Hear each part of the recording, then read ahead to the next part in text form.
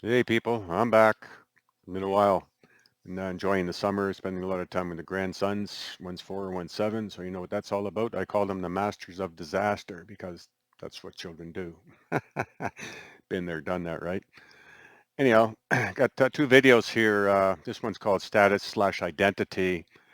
And we got quite a few inquiries from people regarding status change or change of status.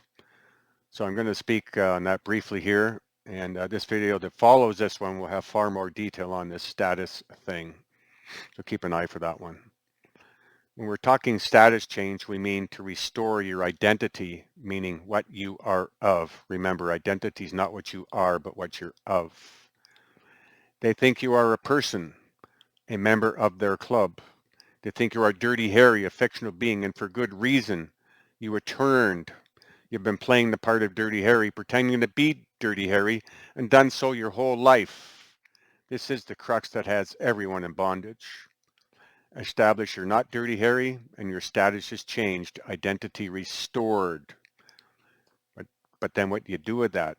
How can you use that to advance your cause? Dirty Harry is a son of a country. That is Dirty Harry's identity of USA, of Canada, of Australia, of Britain, of Mexico, of Ontario, of Florida, of Sydney, of England, of a country, all of which are of Wonderland, the land of make them believe. It really is about renewing the mind. I'm going to give a little insight here how I'm helping someone who wants to get the feet wet, working toward a change of status. This is not the way, but a way to work toward a change of status. This is to give an idea how to go about it to get people thinking. To get people thinking is the important part here. This is a family responsibility matter. That's what they call them up here in Canada. A letter was received from the Office of the Attorney General Family Responsibility Unit claiming a debt owing of $27,000 in family responsibility payments.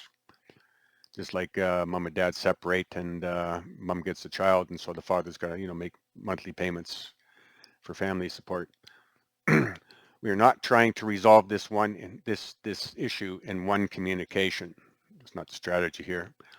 There is no fight or need here to take a confrontational, antagonistic, or vengeful approach. We're going to have fun with this. Wise as a serpent, harmless as a dove. The purpose of this communication is to determine who has the liability to pay the debt, be it man, person, or the Crown. Crown means government. We will begin by asking, did you send this claim to me or the person? That question gets the concept of two beings, same name out in the open, so be ready. Whilst they think on that, we have a question that needs answering.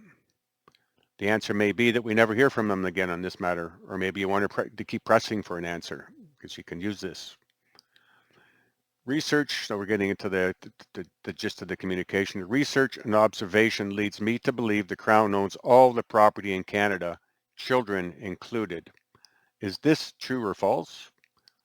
The reason we ask, we have seen courts take custody of children from the parent guardian, from one set of parent's guardian, and give custody to another parent guardian. All the forms is parent's guardian, right? The Crown then pays the new custodians to care for, feed, clothe, and house the children.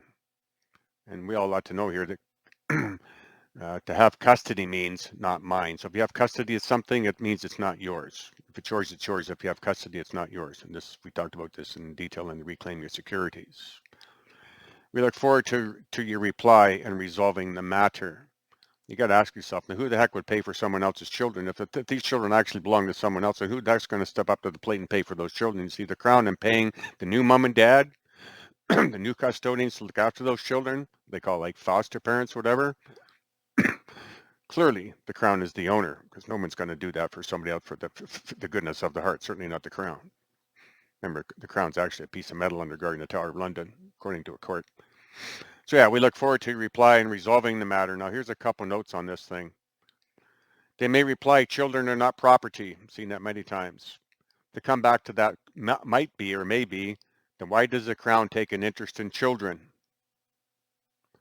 If the Crown claims it does not own the children, obviously it has the liability. So if the Crown says, yep, we own the children, then it is with the liability. If it not be the owner, it has no standing, let alone jurisdiction, to claim an amount owing. Remember, whoever made it owns it, rules over it. So if you didn't make it, you can't rule over it. And we're working with the deception, so you've got to keep that in mind, the reality and the fiction of things. I cannot say what the final draft will read, but it won't be more complex than that. It is a start that may be the end. And, I hope this helps. And we do have additional information in our information package. And so anyhow, that's it for this video. Like I say, I'm just going to go briefly here. Do keep an eye for the next video. It's more detailed video. Status identity, correction inquiries. Status identity, correction inquiries. And please hit the like button and the subscribe button down below this video. Appreciate that if you do that very much. And that's it. Thank you. Letter God never fails. Stay tuned for part 2. I should add here for clarification, if you ever are already deduced it, this information is not limited to family responsibility type matters. That's why I say in the video there, think, to get you thinking. Letter God never fails. Talk to you later. Keep an eye for that next video.